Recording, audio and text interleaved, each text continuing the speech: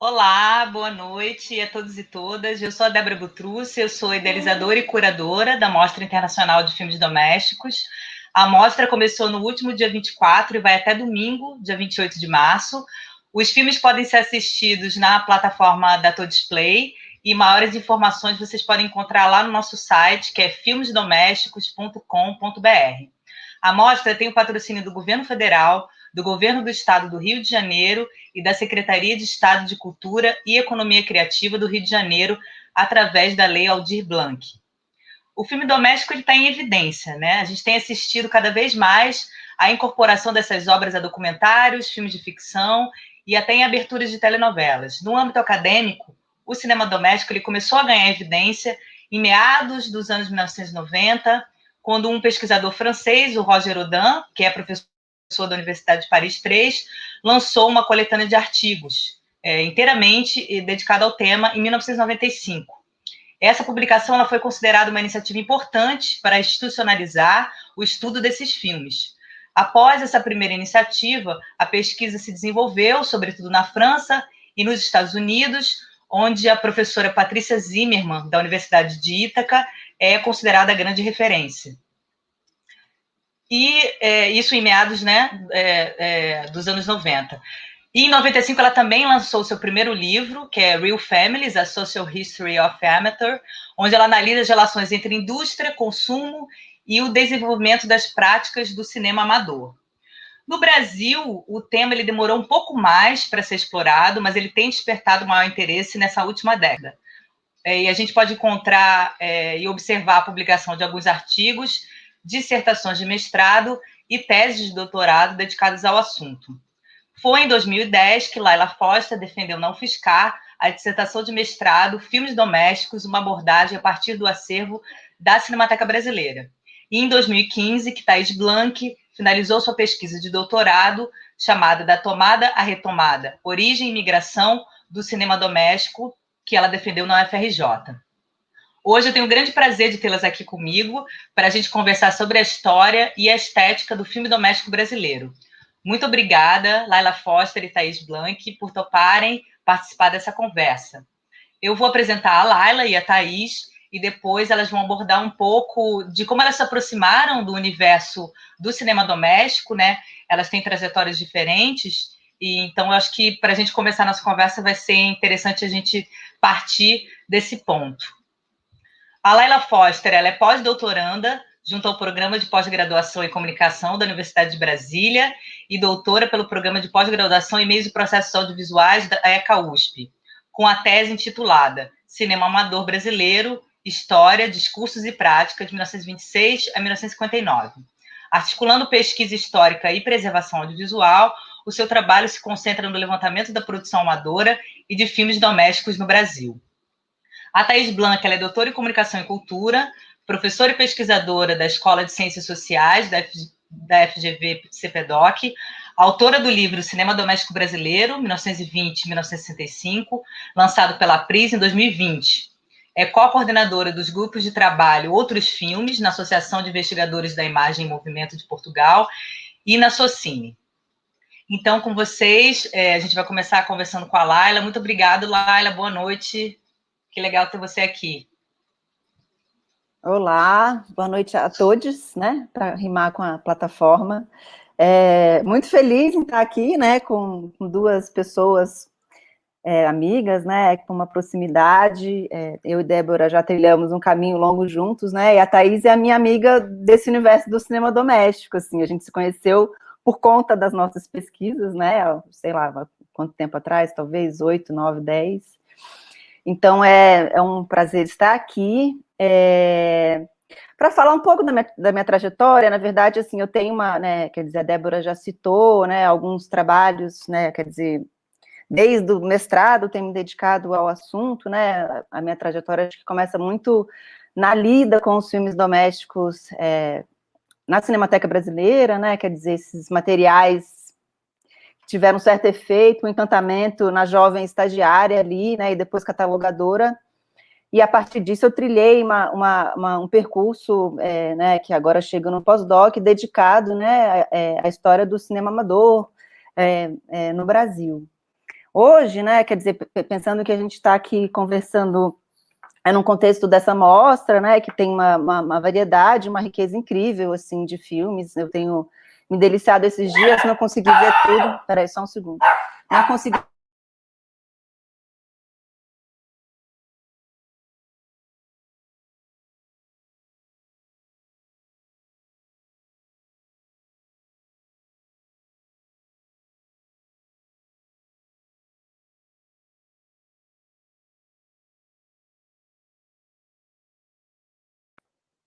Tem essa trajetória acadêmica, né, e hoje eu vou falar, acho que falar um pouco, né, pensando que a gente está aqui, essa mostra é um trabalho, né, de difusão muito importante, assim, do cinema doméstico, assim, para colocar essas imagens na roda, né, mas eu queria falar um pouco também dessa trajetória de difusão, né, e de reativação dessas imagens, né, dentro desse universo, desse campo do cinema doméstico no Brasil, né.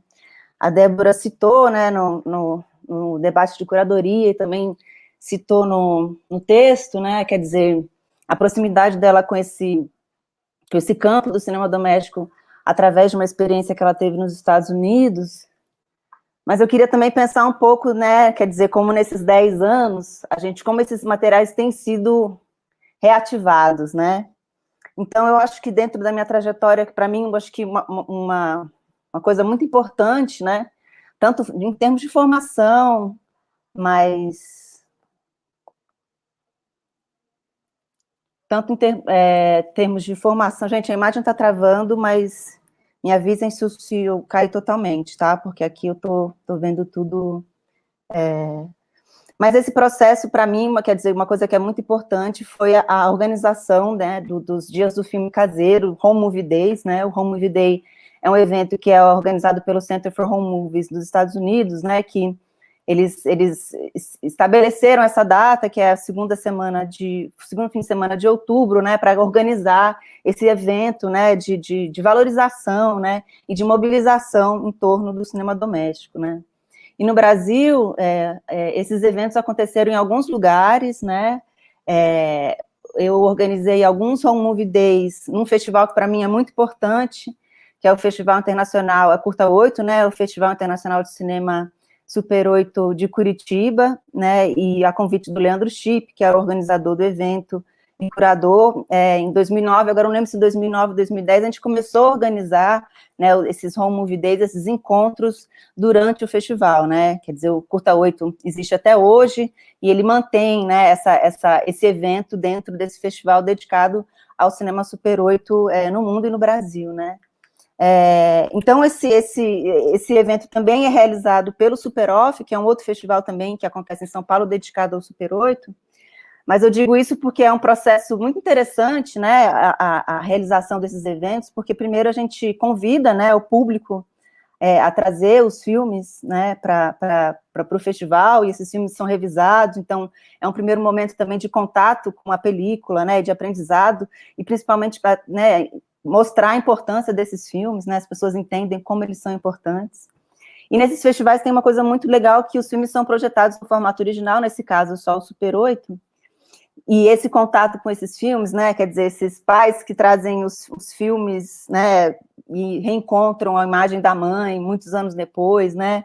Quer dizer, esse dispositivo, né, de filmes que são projetados num projetor, numa sala escura, e a gente sempre distribuía o microfone para que as pessoas pudessem falar durante os filmes, né?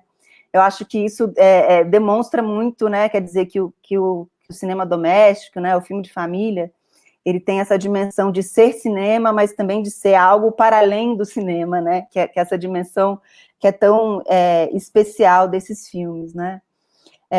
E também nesse mesmo contexto, né, da organização desses eventos, eu também sempre fiz, né? A gente sempre organizou essas pesquisas nos acervos.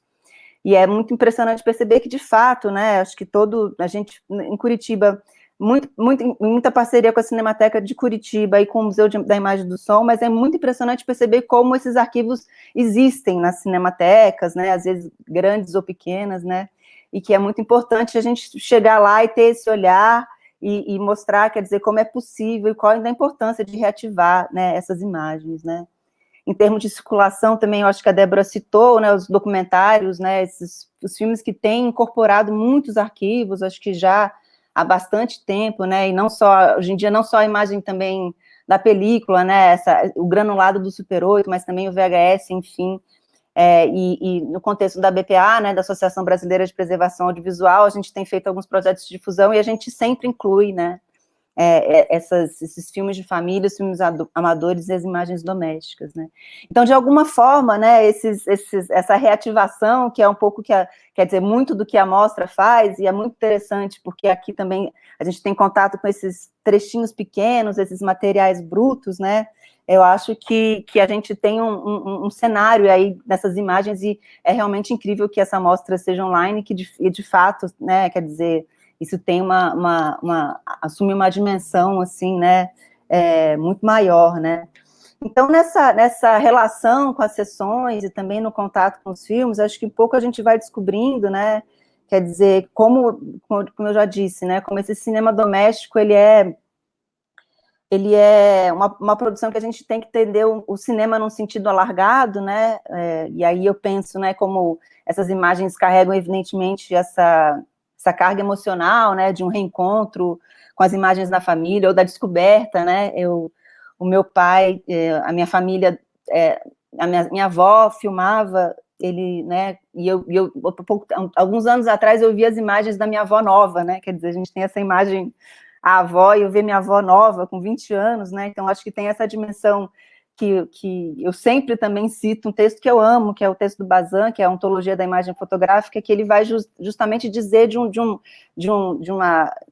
algo da natureza humana, que é tentar vencer o tempo, né, então a imagem, ela está um pouco nesse lugar, a imagem do cinema doméstico, essa imagem que de alguma forma vence o tempo, e daí eu acho que o encantamento com isso, né.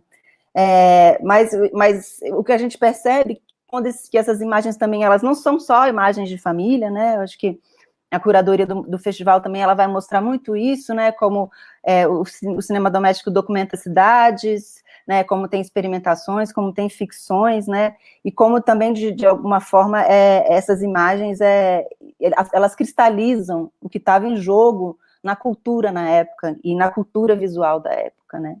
E aí o cinema doméstico também, eu acho que entra nesse lugar de pensar a cultura visual e como que a gente se pensa e se transforma em imagem, se representa da imagem, e o que importa em cada momento filmar, né, o que atrai o olhar do cineasta amador, né, em cada momento, em cada dado, né, e como se filma, a maneira de se filmar. Então, esses filmes, claro que eles documentam, né, a vida pessoal, as cidades, mas também é uma documentação do próprio ato de filmar, né, de como que a gente se representa,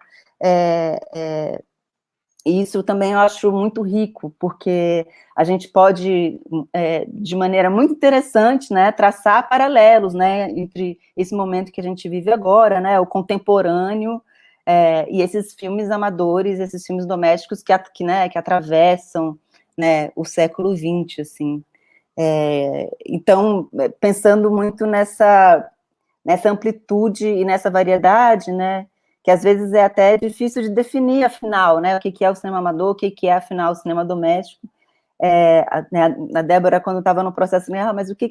Eu, durante anos, no mestrado, doutorado, a gente não consegue chegar numa definição, eu acho que tem que entender, eu busco entender, né, essas imagens como, né, se a gente está pensando aqui a história e a estética dessas imagens, como uma espécie de campo de entrecruzamento de muitas coisas, né, de muitas referências, né. Então, assim, falando um pouco isso, porque a minha lida, né, eu acho que essa experiência com o filme doméstico, acho que passa tanto por essa relação com os arquivos, né, com essas práticas de difusão, mas também, né, desse como lidar, né, como historiadora, eu acho que a Thaís também tem muito, né, porque tem muito essa experiência, né, quer dizer, como é que a gente, como historiador, né, lida com essas imagens, né, como é que a gente, como analista de imagem, também lida com essas imagens, que muitas vezes elas são imagens muito simples, né, às vezes elas precisam de muita informação para a gente entender, mas às vezes elas também são muito eloquentes, né. Então, pensando nessas imagens e como elas também, de certa forma, elas codificam, né, uma determinada cultura, né, um determinado momento, o que eu pensei em trazer muito para, né, como a conversa era um pouco para pensar, né, a história, a estética, eu fiquei né, a partir desse visionamento, assim, hoje eu fiquei bem mergulhada, ontem eu também vi muita coisa, né, e aí, para pincelar um pouco essa história, que aí também eu acho que tem a ver com o meu trajeto de pesquisa, né, que começa ali nos filmes domésticos do acervo da Cinemateca Brasileira, que eram imagens mais ou menos dos anos 20, dos anos 30, né. No doutorado eu vou estudar o cinema amador, né, de forma mais ampla, pensando pensando os festivais, os concursos de cinema, né, então tem muitos materiais ali dos anos 40 e 50, e agora que eu chego nos anos 60, com o Festival de Cinema Amador JB Mesbla, eu quis pensar, então, assim, como pensar, né, a história, talvez a estética dessas imagens em tempos diferentes e com que elas se relacionam, onde que elas se cruzam, né, e como também essa história não é necessariamente linear, né, é um entrecruzamento mesmo, dessa forma de se ver, de se expressar, né, de se expressar através da imagem em movimento. Então, eu fiquei pensando, quis trazer algumas, sei lá, algumas questões, né, para a gente pensar, acho que muito a partir das imagens, né, e aí também puxando, né, eu tenho, quer dizer, tenho dado aula sobre isso há alguns anos já, né, e nas minhas aulas eu costumo muito a mostrar né, uma espécie de tradição pictórica, né, dessa imagem da família, que depois a gente vai para a fotografia, e depois, né, quer dizer, a gente chega no cinema. Então, como é que essa imagem da família, essa dimensão doméstica, chega no cinema e também vai criando, né, as suas estéticas, códigos, né, em momentos determinados ali na cultura. Então, eu queria só levantar, acho que algumas questões, muita parte dos filmes que estão na mostra.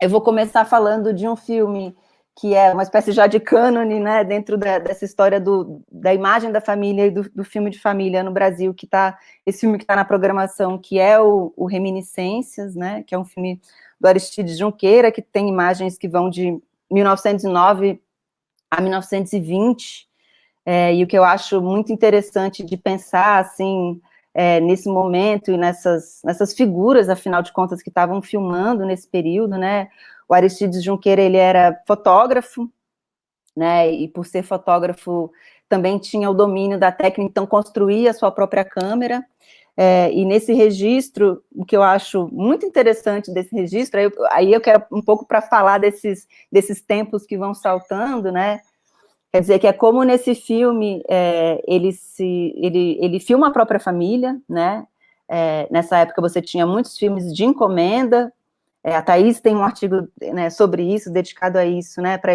essas imagens de família ali do começo do século no Brasil, ali nos anos 10, de como eram filmes de encomenda. Inclusive o Aristides Junqueira tem Tem um filme que é dedicado a uma família muito rica de Belo Horizonte, que é A Excelentíssima Família Bueno Brandão, em Belo Horizonte, no dia 11 de julho de 1913, né? A maioria dessas imagens, elas são esses filmes de encomenda, em que as famílias aparecem muito nessa pose social, né? Afinal de contas, quem que podia filmar naquele período, né? E o Aristides tem uma coisa que é muito interessante, que é ele se filma, né? Ele filma a própria família, né? As imagens de 1909 a 1910, se eu não me engano, ele filma a própria família, ele aparece nas imagens e ele faz uma dancinha, uma brincadeira com a câmera, que né, isso não é muito comum, né, nessas imagens, nessa época em que o filme de família ainda era feito por esses profissionais, e aí eu acho muito interessante esses saltos, né, essa imagem de 1910, de uma pessoa que se faz uma brincadeira para a câmera, que é essa espécie de código, né, do filme de família, que é esse olhar para a câmera e sorrir e brincar, que a gente vai ver, né, atravessando a história dessa representação da família através da imagem, né? Quer dizer, esse gesto que hoje em dia também é tão corriqueiro, né? Outro filme que me chamou muita atenção na mostra e que eu gostei muito, a Débora também falou disso no debate de curadoria, né? Como as imagens de carnaval também são imagens muito constantes, assim, né? Que essas imagens de festas populares, né, filmadas em momentos e locais diversos, né, e uma imagem que me chamou muita atenção e que eu gostei muito, né, é o Carnaval no Rio de Janeiro, que também está na mostra, né, da coleção Eduardo Zepka, que acho que já são imagens dos anos 60, né, que é um carnaval, o carnaval né, tem essa dimensão de escracho, assim, e aí eu fiquei pensando muito também como, né, esse momento ali do Super 8, né, essas imagens, esse filme quer dizer, tem uma cena de 2 meninos que estão fantasiados de mulher fazendo uma brincadeira, e uma mulher que vai tirando, né, ela não está de biquíni, acho que ela está de sutiã e calcinha, e ela vai performando, né, para a câmera, né.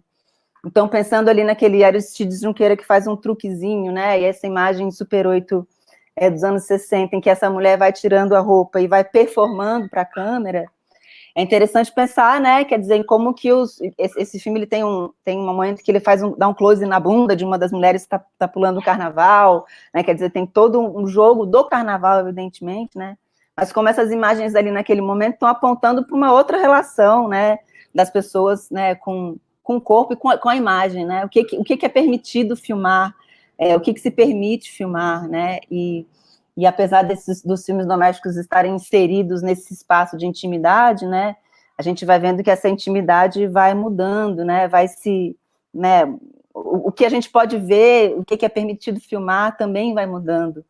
E esse filme também me lembrou muito de um filme da Lígia Pape, né, quer dizer, essa artista que também produziu alguns filmes em Super 8, que chama Carnaval em Rio, e são filmes muito, né, quer dizer, ela está filmando o Rio, também está filmando esses blocos, né, quer dizer, aquele êxtase maravilhoso, e que saudade do carnaval, meu Deus do céu, né, também, nesse momento de pandemia, ver essas imagens também causa um impacto extra, assim. Então, como também o cinema, né, como a imagem em movimento, essa representação, vai entrar também nesse jogo, né, nesse outro jogo, né, que é talvez pensar a performance, né, quer dizer, a performance de si, ou então como que a gente filma os corpos e como esses corpos aparecem, assim, que tipo de coreografia você se dispõe a fazer diante de uma câmera, né. Quer dizer, a gente tem, hoje em dia, né, a implosão praticamente dessa barreira, né, entre o que é público e o que é privado, o que é íntimo, o que é, né, quer dizer, a Paula Sibilia tem um livro muito interessante que se chama O Show do Eu, e, né, então, acho que o cinema doméstico também entra nesse lugar, assim, né, de como que a gente se constitui, né, enquanto imagem, como a imagem está cada vez mais internalizada como um objeto fundante da subjetividade, né, fundador, não sei que termo usar. E aí, pensando só num terceiro vetor, que aí também eu achei, assim, maravilhosa essa coleção do Mário Carneiro, assim, que são filmes que tem muita cara dos anos 50, né? São filmes dos anos 50, são filmes lindíssimos, assim, e aí eu acho que é muito maravilhoso, assim, você vê essa dimensão do olhar, né? Quer dizer, de como que você tem ali um olhar já muito, né, atento e muito, pensando na composição, inclusive tem algumas imagens dele montando um tripé, né? Então, como que essa prática doméstica também está muito vinculada a uma espécie de aprendizado, né? Da dimensão formal do cinema mesmo, né? E aí pensando cores, formas, enquadramentos, né? Tem um enquadramento ali, acho que do primeiro plano daquele filme, o filme que chama O Beijo Salvador, né? Que é um plano, assim, lindo, maravilhoso, uma mulher com o rosto de lado, as pessoas ao fundo. Eu acho que quem ainda não conseguiu, eu acho que essa coleção vale muito, muito a pena ver. E ali você tem o que também eu acho muito interessante, que é essa relação com o código cinematográfico, né? Quer dizer, nessa coleção você tem, acho que, 2 ou 3 que a gente chamaria de ficções, né? Agora, na verdade, eu me esqueci o nome dos outros, né? Mas tem um sobre uma bruxa, tem esse O Beijo Salvador, e tem a Cartomante. E é muito interessante que, com a minha lida com esses filmes amadores, a Cinemateca Brasileira restaurou uma coleção muito interessante da Cinemateca Capitólio, né, que tem muitos filmes de família, e tem esses filmes, que é o que eu chamo, né, esses filmes amadores, que aí são esses gestos, um investimento não só, né, na representação da família, mas esse investimento na criação de narrativas e de experimentação com a linguagem cinematográfica. E aí, pensando, né, em codificação, né, quer dizer, essas imagens que vão povoar o imaginário de uma época, é muito interessante perceber como esses filmes ficcionais, eles estão muito vinculados a essa ideia do cinema de gênero, né? E aqui, né, você tem essa ideia dos filmes de crime. Então, nesses 2 filmes você tem crimes, né? Quer dizer, são histórias de assassinatos. E nessa coleção também da Cinemateca Capitólio você tem esse imaginário, né? Quer dizer, esse cinema amador que quer ser cinema e que vai dialogar, talvez, com esses filmes que estavam habitando o imaginário de uma época, né? Eu fico imaginando o quanto essas pessoas estavam assistindo, né, esses filmes clássicos hollywoodianos, né, naquele período. Então, são muitas imagens são muitos filmes, assim, dedicados a roubos, assassinatos, né, dessa coleção da Cinemateca Capitólio. Você tem um filme que é sobre um assalto numa joalheria, um outro filme que é a resolução de um assassinato, e eu achei muito curioso, né, ver essas imagens do Mário Carneiro e essas ficções, assim, né, e como elas estão, né, marcadas por essas histórias, assim. E eu acho que é isso também, né, uma outra dimensão do cinema doméstico, do cinema amador, quer dizer, como que se torna também um exercício de olhar, né, não só um exercício de narrar, mas um exercício de olhar, e ali que de fato é muito bonito, né, você vê, quer dizer, o Mário Carneiro, um dos grandes fotógrafos do cinema brasileiro, ali, jovem, filmando já com muita beleza, assim, né, enfim, os filmes coloridos são muito bonitos, né, muito provavelmente eles eram rodados com Kodachrome, né, que é um suporte que mantém as cores não somem muito, enfim, então, né, pensando nessa história, nessa estética, e também isso está muito, isso caminha muito junto também dos meus temas de pesquisa, né, então eu quis falar um pouco, através das imagens, que no fundo é isso, assim, o cinema doméstico, a gente tem, né, acho que um amadurecimento maravilhoso, assim, para mim é uma alegria estar aqui com a Thaís, e também foi uma alegria muito grande, né, saber dessa primeira publicação, né, de um livro, né, dedicado para a área, mas justamente, eu acho que talvez muitas pessoas tenham se perguntado, afinal, mas o que é filme doméstico, o que é cinema amador? É um campo enorme, né, que com muita coisa a se descobrir, e que rende muita coisa em muitos sentidos, né, em termos de pesquisa, em termos de criação de imagens, né, e nesse sentido, eu faço, então, aqui, vou fazer um gancho, né, para essa sessão que eu fiz a curadoria para o festival, né, não são filmes de família no seu estado bruto, mas é justamente, né, como esse imaginário do filme de família, né, seja através, né, da emulação, né, da câmera, do gesto de família através do uso da câmera em Super 8, né, ou esse experimentalismo, né, esse pensar a imagem através da filmagem com esses equipamentos, né, de Super 8, 16mm, tem muita gente que filma hoje em dia, né, enfim, a proposta dessa sessão que traz alguns filmes que eu assisti durante o Curta 8, né, que é esse festival que é muito importante, assim, na minha formação. Eu acho que esses filmes, eles também vão dar conta desses atravessamentos, né, então a gente tem, nessa sessão, um filme do Herbert e da Maria Dúchenes, né, o Herbert Dúchenes, ele ganhou uma câmera, como muitos amadores, comprou uma câmera quando o filho nasceu e começou a filmar. A mulher era bailarina, Maria Dúchenes, uma bailarina super importante aqui, que trouxe o método Laban para o Brasil. Enfim, ele começa a filmar, fazer uma série de filmagens para ele usar nas aulas dele, que ele dava aula de História da Arte, ele faz esses registros da Maria Dúchenes, que era dançarina. Ela contrai poliomielite e perde os movimentos, mas ela continua fazendo coreografias com as mãos. Então, é muito interessante pensar, né, quer dizer, um filme rodado em casa, de família, né, afinal, é o marido filmando a mulher, mas como é um filme que vai, né, é um filme performático, experimental, né, da relação de um corpo com o espaço, né. Um outro filme, pensando também nessa... Eu organizei a sessão, tem uma certa ordem. O segundo filme é o filme Era Branco, que é um filme do Danilo e da Camila. Quer dizer, o Danilo dirigiu um dos clássicos, né, do cinema brasileiro contemporâneo, que vai se valer dessas imagens, que é o Super Memórias, que eu acho que é um filme, né, que circulou muito, né, que eu uso muito em aula, inclusive, né, mas eles filmaram junto com a Dinorá, que é a filha deles, né, esse filme de animação, stop motion, né, e afinal de contas, né, quer dizer, essa ideia de uma família que cria junto e que experimenta junto, né, usando o Super 8, né. O Dádiva também é um filme da Evelyn Santos, que é sonidista, também é realizadora, né, filma agora, né, a pandemia, em Super 8, faz um filme com a própria família, mas é um filme que também tem a ver com manuseio, com o uso da cor. O A Voz do Misha, Mihael Varman, pode soltar ele, né, que é um filme que vai se valer da ficção, né, mas através de né, quer dizer, um menino que descobre, né, que usa a câmera doméstica para filmar os avós, né, e como que, né, dentro de uma dinâmica ficcional se usa o código, né, a estética do filme amador.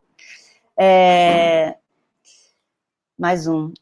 E a Yailene, que é um filme também da Eugênia Castelo, que também é feito nesse contexto, né, do Festival Curta 8, que são filmes que são feitos no gatilho da câmera, e ali, quer dizer, é uma imagem da infância, né, o cinema doméstico também é um grande repertório de imagens da infância, mas ali tem uma espécie de subversão dessa imagem, né, plácida de duas crianças com a mãe. E, por último, Tropa de Capricórnio, que é um filme que foi também feito agora, da Juliana Antunes, em que ela vai usar aí arquivos em VHS, aí realmente, né, o VHS é uma outra história, né, quer dizer, um pouco como a norma social também está impressa nessas imagens, né, o que uma mulher tem que ser, o que um homem tem que ser, né, e como que a imagem doméstica e os ritos familiares, né, também estão muito imbricados nessa formulação de si, né, de como se deseja, como se deve desejar ou não, né. Enfim, falei bastante, acho, não sei, mas acho que é um pouco apontar, né, que para essa história, para essa estética, como quer dizer, acho que não tem como a gente fazer uma circunscrição, né, uma definição do que é, mas são esses atravessamentos, e é um universo, de fato, assim, riquíssimo, né, de pesquisa. Eu acho que os filmes que estão aí na mostra, eu acho que é testemunho disso, né, quer dizer, a riqueza dessas imagens, né, enfim.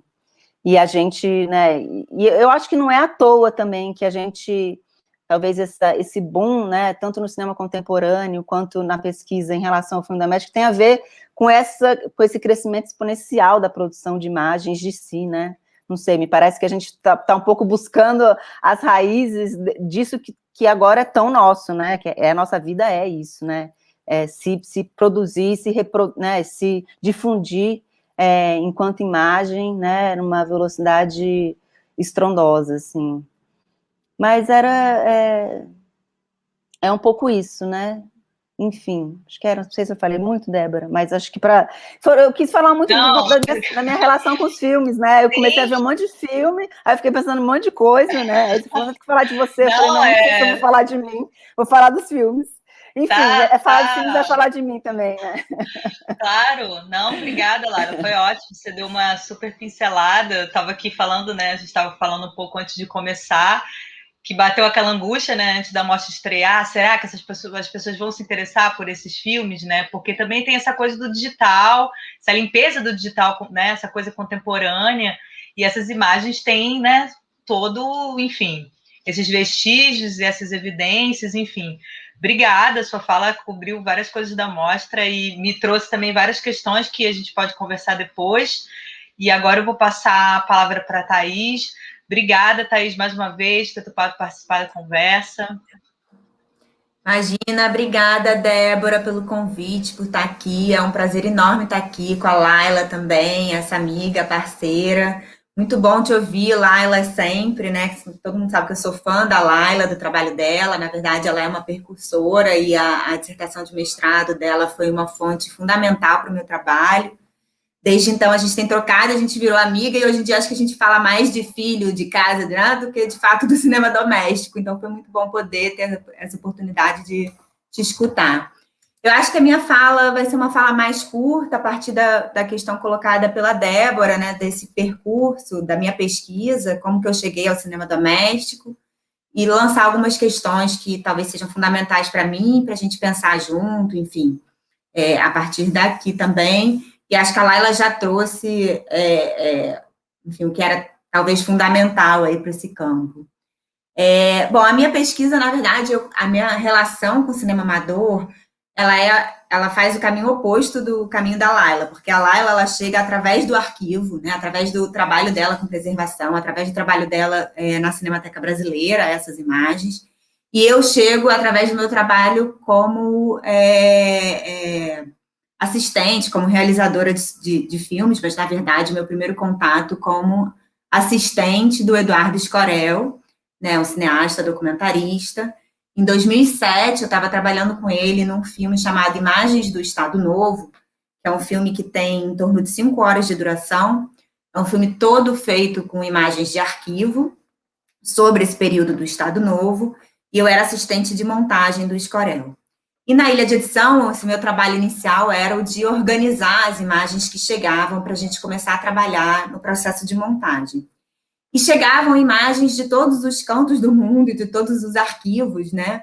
Muitas imagens do DIP, do Departamento de Imprensa e Propaganda, imagens do NARA, que é o arquivo americano, né, de imagens de cinejornais, e grande parte das imagens que chegavam eram justamente essas imagens institucionais, né, sobre as relações entre o Brasil e os Estados Unidos, sobre, claro, o governo de Getúlio Vargas, a figura do Vargas, né, todos aqueles cinejornais do DIP, que são também instrumentos de propaganda, né, e um material que eu me dediquei na minha dissertação de mestrado, que é um material alemão, que está no Bundesarchiv, em Berlim, que retratava as relações entre o Brasil e a Alemanha nazista no período do Estado Novo. Era um material muito impressionante, filmado pela UFA, que era produtora do Partido Nazista, e que retratava, assim, a vida dos nazistas no Brasil, principalmente no sul do Brasil, né? Então, a gente tem imagens muito fortes, rodadas em Blumenau, da população dançando em torno da bandeira nazista. A gente tem imagens de barcos, navios, né, que chegavam com marinheiros e com mercadoria, atracavam nos portos brasileiros, sendo recebidos pela população brasileira, fazendo, né, o gesto de saudação nazista, imagens do integralismo, enfim. São cinejornais que tratam dessa aproximação entre o Brasil e a Alemanha, não só uma aproximação comercial, de interesses comerciais, mas uma aproximação ideológica também. E esse material foi o material que eu me dediquei na minha dissertação de mestrado. Mas no momento em que eu conheci esses cinejornais, eu conheci também os filmes de família, filmados nos anos 20 e 30, que chegavam na ilha de edição e que iam compor esse filme do Escorel ao lado desses materiais de cunho mais institucional e propagandístico. Esses filmes vinham, em grande parte, do arquivo da Cinemateca Brasileira e do Arquivo Nacional, no Rio de Janeiro, e alguma coisa da Cinemateca do MAN, também no Rio de Janeiro. Então, era o material bruto que era enviado para a ilha de edição, e o meu trabalho era capturar e organizar esse material. E o meu contato com essas imagens foi, assim, a primeira relação foi uma relação de absoluto encantamento diante dessas imagens, né? Encantamento diante da beleza das imagens, de como elas traziam, a princípio, um certo frescor, né, e um caráter até mesmo, à primeira vista, de autenticidade, assim, né, como se elas tivessem uma verdade, que fosse a verdade do momento, a verdade da espontaneidade, a verdade do olhar para a câmera, que não estava nessas imagens institucionais excessivamente dirigidas, né, e controladas. E durante o trabalho de edição, eu fiquei também muito refletindo, claro, em conjunto com o Escorel, como que essas imagens entrariam, né, no documentário. E algumas coisas me chamavam a atenção, assim. A gente tinha pouquíssima informação sobre essas imagens. Quando elas chegavam da Cinemateca Brasileira, a gente tinha, basicamente, o nome da família que era retratada ou que tinha doado, né, essas imagens para a Cinemateca, para a Cinemateca do MAN, e o período em que elas tinham sido realizadas, não necessariamente o ano exato, né, entre 1920 e 1930. Mas a gente não sabia quem eram, de fato, aqueles personagens que estavam aparecendo, qual era o destino daquelas pessoas, os locais, né, que a gente estava assistindo, a não ser que a gente reconhecesse, porque conhecia, é o Pão de Açúcar, é a Praia da Urca, né, mas faltava muita informação, né. Então, eram imagens esteticamente muito poderosas, né, esse poder da imagem amadora, que tem a ver com esse frescor mesmo, né, e com essa sensação de proximidade, porque a gente se sente se relacionando com essas pessoas que são filmadas, muito através desse gesto do olhar direto para a câmera, esse olhar que atravessa a câmera, né, e que chega a quem está assistindo os filmes, como se a gente pudesse se comunicar de alguma forma com aqueles personagens. E, por outro lado, me surpreendia a falta de informação sobre elas, né, como se elas quase não tivessem historicidade, né? Bom, quando eu fui fazer a minha pesquisa de doutorado, o trabalho que eu me propus foi justamente pensar a relação desse cinema amador com a história, né? De que forma essas imagens do cotidiano, de que forma essas imagens domésticas podem narrar um acontecimento histórico, né? Essas imagens estão atravessadas pelas tensões do seu tempo histórico, ou não, ou são imagens alheias, né, aos acontecimentos políticos da época. E é isso que eu quis um pouco investigar, né? Por um lado, essas imagens, elas têm cenas que são cenas clichês, né, dos filmes domésticos e do cinema familiar, que todos nós conhecemos e temos também nos nossos filmes, né, o batizado do bebê, o piquenique na praia de domingo, as festas de aniversário, as viagens de férias, né? Mas, por outro, se a gente olha com cuidado, né, e se a gente vai começando a recuperar o contexto de produção dessas imagens, a gente vê que sim, né, que elas estão atravessadas, ou diretamente ali a gente pode encontrar no material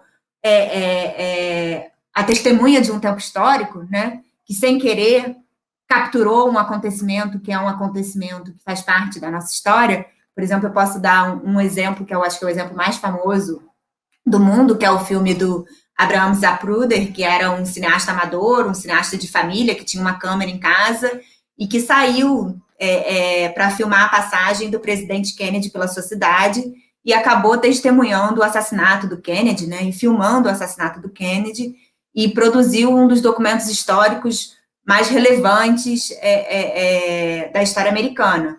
Inclusive, esse filme amador foi o primeiro filme designado pela Livraria do Congresso Americano a se tornar um documento a ser preservado para a posteridade, né? Então, por acaso, o cineasta amador que flagra um acontecimento histórico ou que vai em busca desse acontecimento, porque possui uma câmera em casa e sabe que aquilo está acontecendo e vai lá retratar.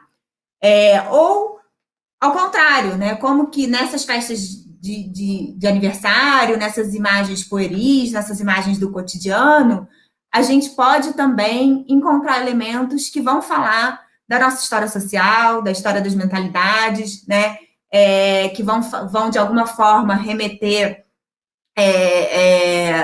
a questões que estavam sendo colocadas ali naquele tempo. Então, por exemplo, inclusive na mostra, o cartaz, né, da mostra do convite para o debate de hoje, é uma imagem que eu acho que remete um pouco a essa questão, que é a imagem da presença das babás e da presença dos empregados, né?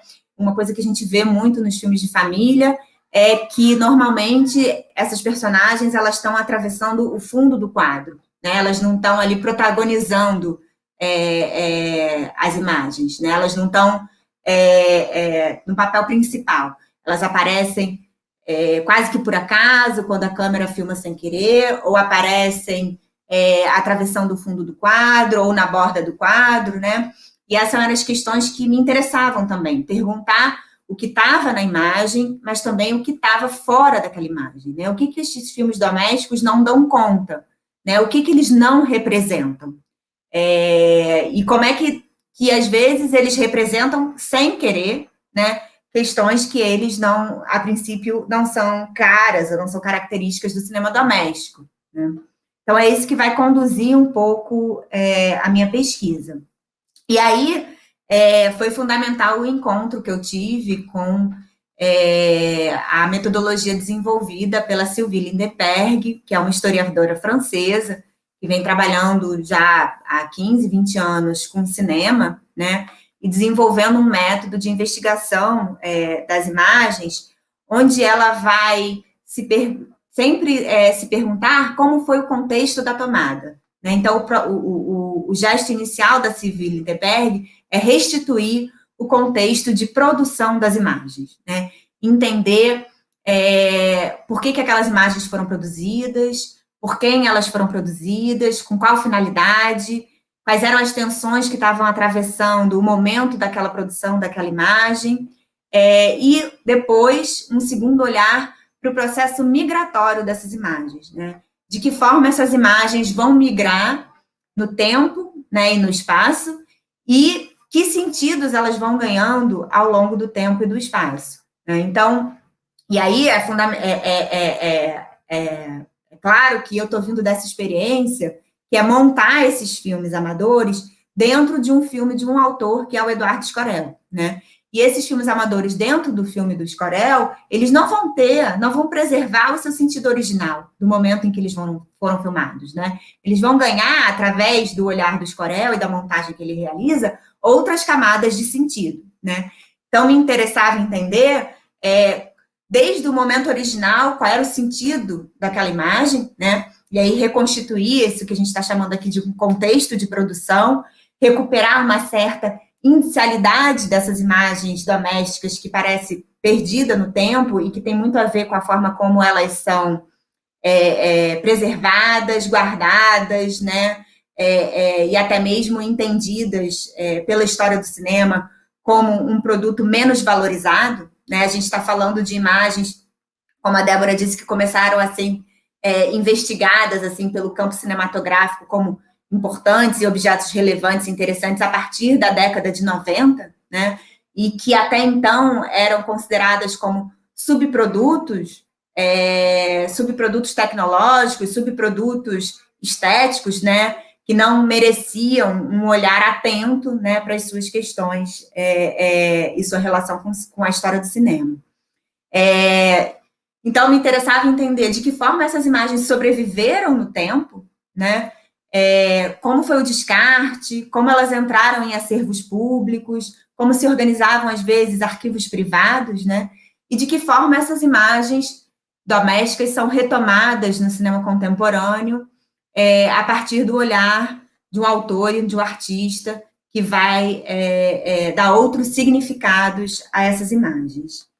E aí tem uma coisa que talvez acho que é importante abordar, que é a minha experiência do doutorado de sanduíche na França. Eu passei um ano da minha pesquisa, eu passei em Paris. Quando eu cheguei em Paris, eu já tinha um corpus de filmes mais ou menos definido. Na verdade, a minha proposta era trabalhar com os filmes familiares que eu tinha tido acesso na ilha de edição, enquanto eu fazia o filme do Eduardo Escorel, e que, para mim, colocavam essa questão um pouco da origem, né, a origem do cinema familiar, porque nos anos 20, a partir do lançamento no mercado de câmeras mais leves, né, e de fácil manuseio, que as famílias começam a se filmar. Então, nos anos 20 que a gente tem uma tecnologia voltada especificamente para o cinema amador. Na verdade, até me corrigindo, não é que as famílias começam a ser filmadas nos anos 20, como a Laila disse muito bem, a gente tem experiências já lá nos anos 10, né? E aí são cineastas ligados a um cinema de encomenda, a um cinema mais profissional, filmando famílias, normalmente famílias abastadas, né? Aqui era mais, na verdade, a origem, justamente do que a Laila falou, que é esse nosso momento agora, né? Da gente se pegar com o celular. Eu acho que isso foi o que mais me impressionou também, né? Como que nos anos 20 a gente tinha famílias que já se filmavam com uma forma muito parecida com a nossa, né? Imagens que são imagens tremidas, imagens que são imagens mal enquadradas, mas que são imagens atravessadas por afetos, por desejos, né? Imagens que guardam ali essa memória familiar, que na verdade, a finalidade principal, assim, né, do clássico filme de família é um pouco servir como um repositório, né, da memória familiar que poderá ser acionada no futuro. Bom, então eu comecei por essa origem desse cinema, por isso esse recorte dos anos 20, mas também porque eu estava em contato com essas imagens ali na ilha de edição, enquanto fazia o filme do Eduardo Escorel. E eu fui para a França com esse corpus mais ou menos definido, um conjunto de 7, 8 famílias que eu queria estudar. E, a princípio, eu queria entender também como se dava esse movimento do cinema amador inicial na França, né, pensando principalmente que uma das câmeras mais usadas nesse momento era justamente uma câmera francesa, que é a Pathé Baby, né? E aí eu chego na França e me encontro com os arquivos franceses de cinema amador e uma realidade muito diferente da realidade arquivística que a gente tinha e tem até hoje aqui no Brasil, né? Na França, a gente tem, a partir também do final, de meados dos anos 80, início dos anos 90, a criação de diversas cinematecas regionais que têm como missão salvaguardar a memória da sua região, né? Córcega, Marseille, Paris, né? Cinematecas que vão se espalhar pelas regiões da França. E justamente porque elas têm como missão salvaguardar a memória da sua região, que elas se voltam para a preservação do cinema amador e familiar, porque elas entendem que o cinema feito por cineastas, a gente pode chamar aqui, né, como o Rogério fala, de cineastas de domingo, né, os cineastas que não têm um propósito profissional, e que vão retratar o cotidiano das suas localidades, é o cinema mais interessante para a gente capturar e entender o desenvolvimento e as particularidades de uma determinada região. E aí, eu tive a oportunidade de pesquisar no Forum des Images, que é justamente a cinemateca regional ali da Ile-de-France, né, que vai pegar as imagens produzidas em Paris. E foi muito impactante o encontro com esse arquivo, que foi criado pelo Alain Zmery, que eu também consegui fazer uma entrevista com ele, parte dessa entrevista está publicada nesse livro, né, que é, na verdade, um livro que é fruto da minha tese, Cinema Doméstico Brasileiro, porque quando eu cheguei lá no arquivo, quando eu pedia para assistir as imagens de uma família, não só eu tinha acesso ao conteúdo integral, bruto daquelas imagens, como eu podia assistir também uma entrevista feita com o doador das imagens, e eu tinha todo um relatório que ia identificando para mim quem eram os personagens que estavam aparecendo naquelas imagens, as pessoas que estavam ali retratadas, o contexto familiar, a trajetória familiar da família que havia doado as imagens, e também o contexto histórico, político e social que aquelas imagens haviam sido produzidas. Então, por exemplo, eu assisti um dos materiais que é, acho que mais rico do Forum das Imagens, é o material da família Bernard. A família Bernard, quando a gente assiste esse material sem saber, né, do que se trata, são imagens de viagem, imagens de relações familiares, imagens também de algumas comemorações familiares, e tem uma viagem específica que eles fazem, que eles saem de Paris e vão a Nova York, né, passando pelo Marrocos, pela Espanha. Se a gente assiste esse material sem entender o contexto em que eles foram produzidos, eles vão parecer como qualquer outro material de família, né? Qualquer outro cinema, filme doméstico que retrata uma viagem de férias. Mas, lá no Forum das Imagens, essas imagens são acompanhadas, como eu falei, da entrevista e de uma descrição detalhada. E o que a gente descobre pela descrição e pela entrevista é que, na verdade, não era uma viagem de férias, mas que a família Bernard era uma família judia, que já tinha saído da Alemanha e estava em Paris, e que na ocupação francesa consegue fugir para Nova York, né? Então, o que eles filmam é uma fuga de uma família judaica do nazismo em direção aos Estados Unidos. Ou seja, para mim, ficou muito claro nesse momento que, para trabalhar os filmes amadores ou os filmes familiares, domésticos, na sua dimensão histórica, na sua dimensão política, eu precisava trabalhar também com informações, com imagens e com documentos que foram produzidos na órbita desses filmes, né? Era como se eu precisasse, mesmo como investigadora e como pesquisadora, resgatar esse gesto de montagem que eu havia trabalhado lá com Eduardo Escorel, quando a gente incluiu os filmes familiares no Imagens do Estado Novo, né? E aí, todo o meu pensamento e a minha relação com os filmes amadores vai ser uma relação marcada pelo interesse histórico, no sentido de o que essas imagens podem nos comunicar e nos ensinar sobre a história, e pela certeza de que, para elas nos comunicarem e nos ensinarem sobre a história, eu preciso realizar um gesto de montagem e um gesto de abertura que consiste, no limite, em retirar esses filmes domésticos da sua esfera familiar, né? Na verdade, o meu interesse no cinema doméstico é entender como que a gente sai de uma atitude voyeurística em relação a essas imagens, que é a nossa atitude cotidiana, quando a gente está vendo o Facebook, o Instagram dos amigos, né, os vídeos colocados no YouTube, que é uma atitude calcada no prazer do olhar, né, para ter uma atitude, ter uma relação que seja atravessada pela política e pelas questões do seu tempo histórico, onde essas imagens deixam de ser privadas e se tornem, de fato, imagens públicas, né? Então, para mim, nesse momento, foi colocada uma questão que não basta a gente publicizar as imagens amadoras para que elas ganhem uma dimensão histórica, né? Para a gente tornar essas imagens verdadeiramente públicas, a gente precisa recuperar o seu contexto de produção, né, e compartilhar com quem está assistindo esse contexto de produção, e, muitas vezes, montar essas imagens com outras imagens e com outros documentos que as cercam, né? E aí começa um pouco a minha relação com os filmes de família que eu estudei. Eu acabei fazendo um recorte, estudei 5 filmes familiares.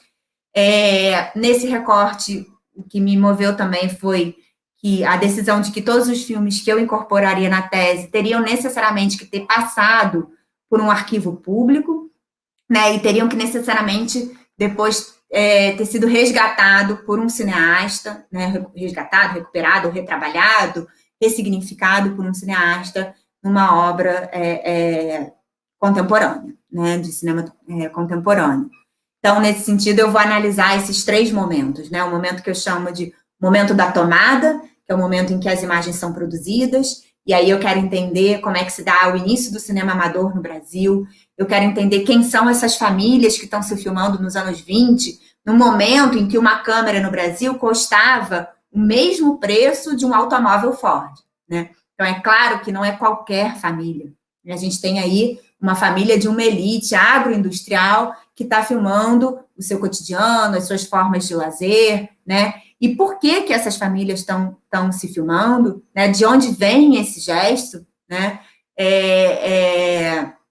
E o que essas imagens mostram, né? Para além desse compartilhamento do afeto familiar, né? O segundo momento é como que essas imagens entram no arquivo, né? Por que as famílias doam essas imagens para um arquivo público? E aí eu vou descobrir que os gestos são motivados, né, por questões muito diferentes, né? E de que forma elas são tratadas dentro desses arquivos, e aí, né, os arquivos brasileiros e os arquivos franceses. No caso dos arquivos brasileiros, tem uma história que eu acho que vale a pena mencionar, da Cinemateca Brasileira, que, claro, que com suas inúmeras limitações, né, não teria como fazer esse trabalho que o Forum des Images faz, né, mas que tenta, de alguma forma, recuperar isso que eu estou chamando aqui da inicialidade perdida dessas imagens, né, desse contexto de produção. E uma das famílias doadoras, o documento que a Cinemateca Brasileira me forneceu como documento de depósito legal dos filmes, foi uma carta escrita à mão, né, pela doadora, que ela desculpa, agora me fugiu o nome dela, daqui a pouco eu lembro. Uma carta escrita à mão, em papel perfumado, né, e ornamentado com flores, onde ela doava os filmes familiares dela para a Cinemateca, né, e esse é o documento do depósito legal dos filmes. Então, isso mostra também um pouco essa natureza desse percurso. Isso, obrigada, Laila. Nelita Alves de Lima, porque eu confundo com a Nelissa Pereira. Nelita Alves de Lima, né, e mostra um pouco esse percurso, digamos assim, não homogêneo, né, e não convencional que as imagens de família traçam. Porque se a gente pensar, na verdade, grande parte do cinema doméstico, ele vai parar no lixo, né? Essas imagens, elas são facilmente descartáveis, né? As gerações vão desaparecendo, essas imagens vão passando de uma casa para outra, né? E, eventualmente, numa faxina, numa limpeza de casa, a gente, né, acaba se descartando dessas imagens que não se comunicam mais com a gente, né? Então, essas imagens irem parar no arquivo público, né, e serem preservadas adequadamente, difundidas, repassadas, né, disponibilizadas para outras gerações, outros investigadores, na verdade, quase que, pelo menos nesse primeiro momento, uma raridade. E aí eu vou, inclusive, interrogar de que forma, né, esses arquivos vão não só incorporar essas imagens, trabalhar no seu processo de conservação, né, mas também disponibilizar essas imagens para o público, e aí vou trazer o exemplo do INAH, e vou trazer também o exemplo de um outro projeto francês, que é o Mémoire Partagée, que foi uma grande campanha iniciada na França pelo INAH, né, o primeiro exemplo que eu falei era do Forum des Images. O INAH, que é o Instituto Nacional Audiovisual Francês, né, que é o maior instituto de depósito de filmes e material audiovisual da França, porque na França existe uma lei, né, que todos os programas da televisão, acho que desde os anos 70, ao serem exibidos na televisão, devem ser também depositados nesse arquivo, né. E o INAH, que possui um orçamento gigantesco do governo francês, né, uma instituição federal, lançou uma campanha para doação de filmes amadores e familiares. Só que na campanha deles, a doação não era do formato original, mas sim, ou seja, da bitola, né, em 9mm, ou Super 8, 8mm, mas sim dos filmes já digitalizados, O INAH fez uma parceria na época com uma empresa que atendia, inclusive no metrô, assim, onde as pessoas levavam seus filmes, a empresa digitalizava, né, devolvia o filme original para a pessoa e a parte que estava digitalizada ia direto para o INAH. A equipe do INAH fazia uma curadoria e colocava esses filmes numa plataforma onde, enfim, os usuários poderiam ter acesso e assistir e fazer o visionamento. Mas não tinha uma preocupação aí de preservação dos materiais originais e nem de uma recuperação desse contexto histórico, das trajetórias das famílias e da própria trajetória das imagens. Isso acabou criando uma grande polêmica junto às cinematecas regionais, que contestaram o trabalho feito pelo INAH, que, inclusive, foi motivo de matéria nos jornais franceses, de comunicados da imprensa, né? Isso me chamou muita atenção, assim, o fato de imagens que eram até aquele momento consideradas subprodutos, imagens ordinárias do nosso cotidiano, imagens facilmente descartáveis, né, conseguirem alavancar uma discussão em parâmetros nacionais na França, né. Enfim, acabou que o projeto desenvolvido pelo INAH foi transformado a partir dessa polêmica, e hoje em dia ele continua sendo desenvolvido, chama Mémoire Partagée, né, eu recomendo que quem tem interesse por imagens familiares entre no site, são centenas, centenas, centenas de imagens disponibilizadas, mas hoje em dia esse projeto é realizado em parceria com as cinematecas regionais, que recebem os materiais originais, as películas originais, e preservam elas para a posteridade.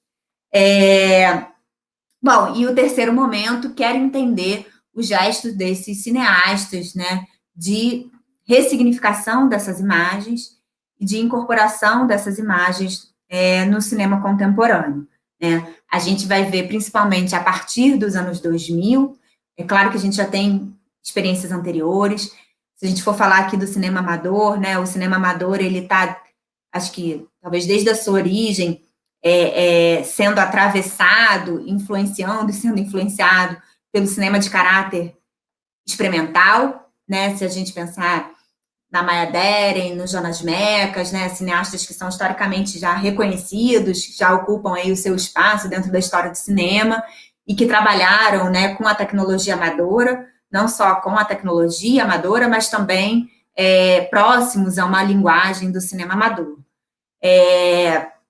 Mas é principalmente a partir do início dos anos 2000, final da década de 90, que a gente vê uma explosão de séries, filmes para televisão, documentários e obras dentro do cinema contemporâneo que vão recuperar essas imagens amadoras do passado, né? E aí me interessava entender qual era o gesto de recuperação desses cineastas.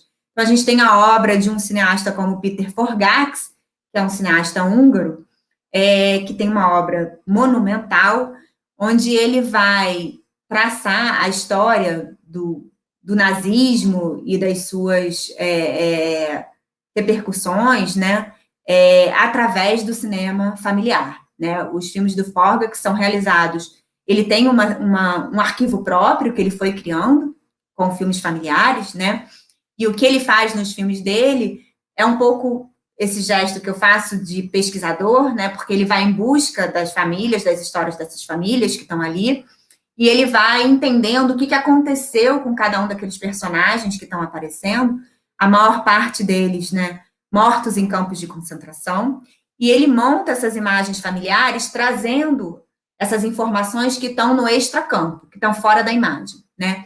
Então, ele monta as imagens familiares com informações sobre o período do nazismo, e o que é mais impressionante, contando para a gente a história trágica, em geral, né, de cada uma daquelas pessoas que aparecem nessas imagens. Ou seja, as imagens sobreviveram àqueles personagens que estão ali, né, que morreram, em sua maioria, de forma trágica.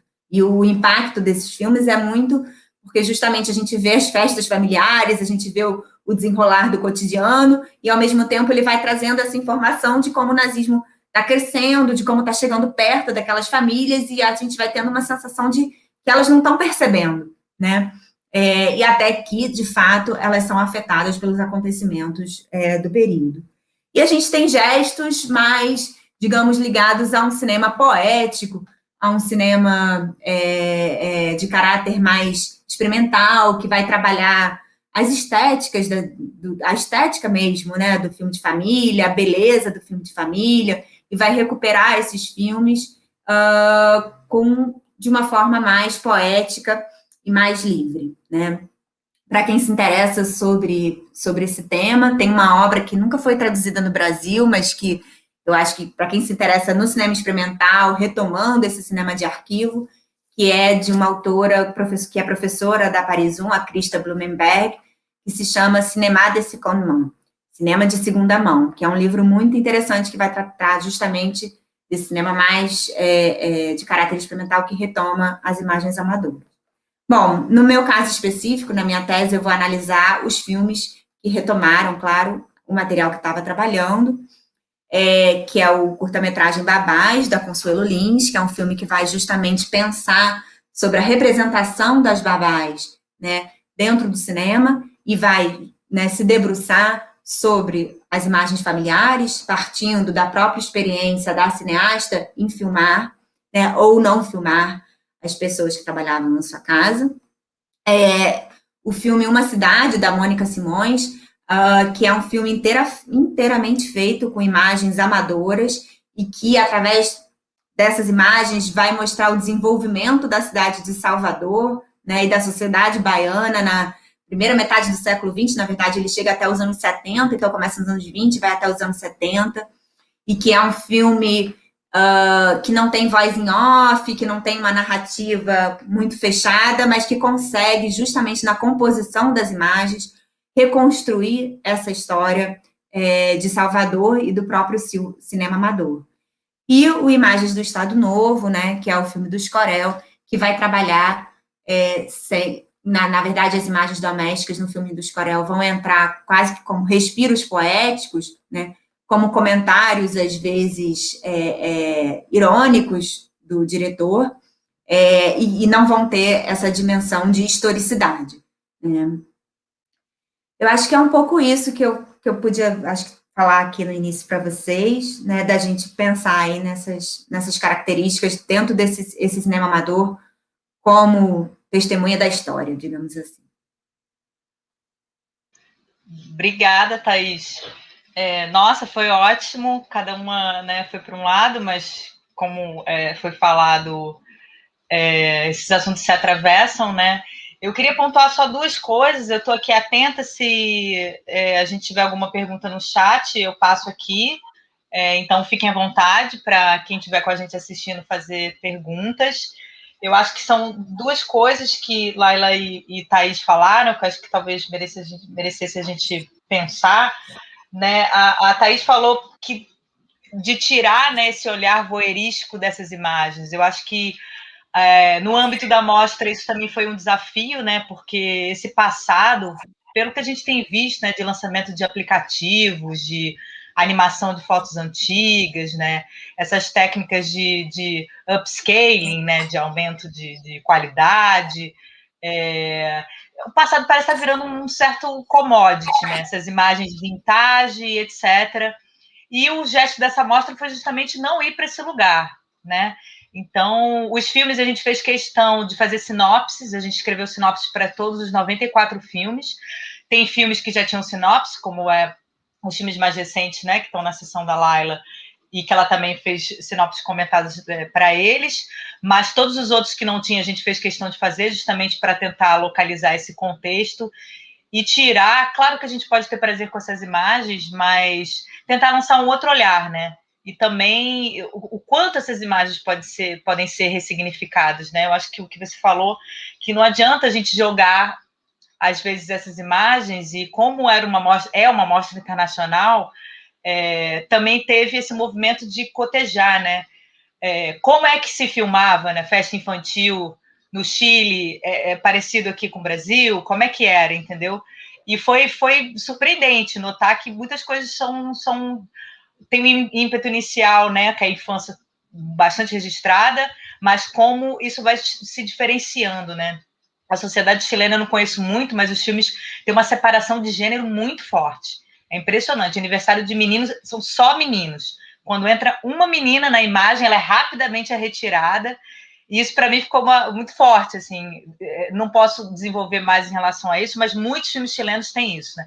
Só homens se divertindo, esse aniversário só com meninos brincando, né? Nesse determinado período. Então, vai muito do que ela falou também, né? Que olhar para onde se lançava esse olhar, né? Acaba dizendo, acho que aí bate no que vocês dois falaram, né? Que contexto é esse, né? Que olhar é esse que foi lançado naquela época, né? O que essas imagens dizem, mesmo que a princípio elas não queiram dizer isso, né? Com certeza não era uma separação de gênero, mas meio por aí. Então, e o que a Laila fala, que está até no seu texto, Laila, quando você fala do filme doméstico como um gênero, né? Eu acho que seria legal se você pudesse falar mais um pouco sobre isso. E essa questão da diferença dos arquivos brasileiros para os arquivos estrangeiros, Thaís, eu acho que no trabalho da mostra também isso ficou bem claro, né? Como as informações e como quando os materiais vêm de arquivo, com todos os problemas que os arquivos brasileiros têm, a imagem vem com uma camada mais de informação, né? Os projetos independentes já é uma outra aproximação com as imagens, né? Eles têm uma pegada de projeto de digitalização, que muitas vezes os arquivos não conseguem, né? Principalmente no Brasil, né? Que a gente não tem esses arquivos regionais e com um foco mais específico no determinado tipo de material, que talvez fizesse muito bem, né, para o material doméstico. É mais ou menos isso que eu queria pontuar da fala de vocês duas. Queria que vocês desenvolvessem mais, assim, a partir disso aqui que eu lancei agora.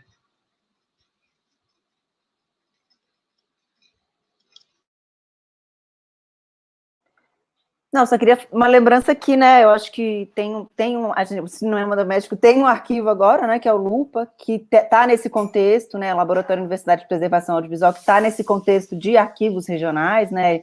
Ele tem por premissa, né? Preservar a memória do estado do Rio de Janeiro, né?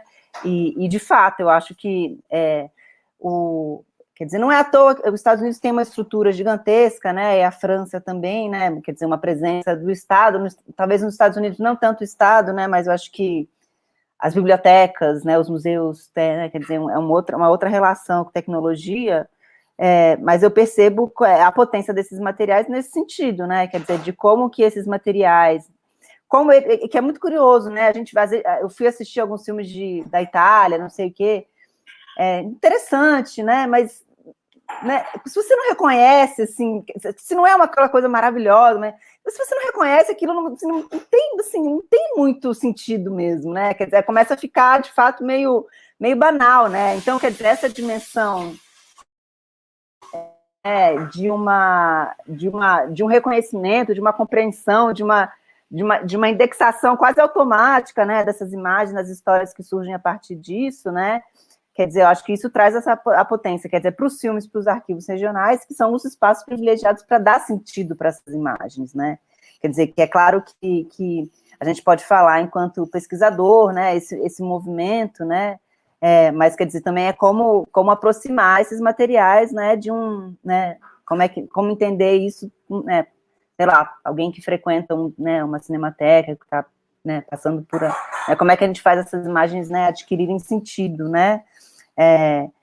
Sobre o gênero, Débora, eu acho que o gênero, né, quer dizer, os estudos de gênero, eles batem muito nessa tecla, né, quer dizer, a gente parte de uma ideia geral do que as coisas são, mas se você vai para o detalhe, né, se você vai para o contato com os filmes vão confirmando, subvertendo, né, quer dizer, quando eu digo gênero, é porque eu acho que é importante mostrar como essas imagens, elas integram a história do cinema, elas são parte fundamental da história do cinema, quer dizer, é tão parte da história do cinema como né, tem o Méliès, tem o Lumière e tem o filme de família, né, quer dizer, que é um pouco nesse sentido, né, quando eu falo assim, o gênero mais estável, que eu acho que é um pouco também isso, né, quer dizer, como os gestos, né, se assemelham, como, né, quer dizer, no fundo é sempre esse desejo humano, né, que desejo humano é esse de produzir imagem, né, que não é, que é diferente da lógica do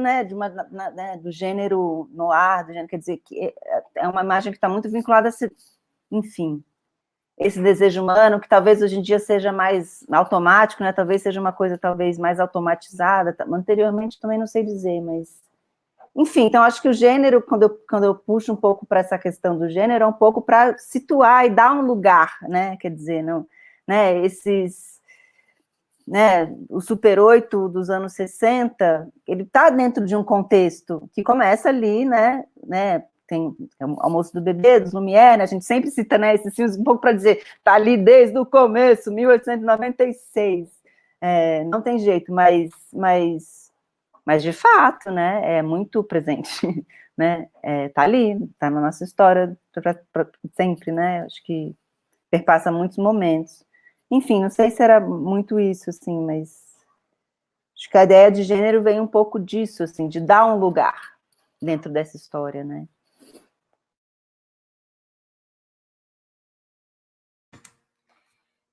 Não, Débora, achei interessante, até para a gente tem uma questão, assim, para mim em particular, que essa questão do prazer, é óbvio que a gente pode ter prazer vendo essas imagens, né? Eu não quero ser a chata dizendo que a gente não pode ter prazer, eu acho que, inclusive, eu reparei que a mostra trazia muita informação sobre os filmes, eu ia comentar isso, esqueci de comentar, eu vi que vocês tiveram esse gesto, né, de contextualizar as imagens.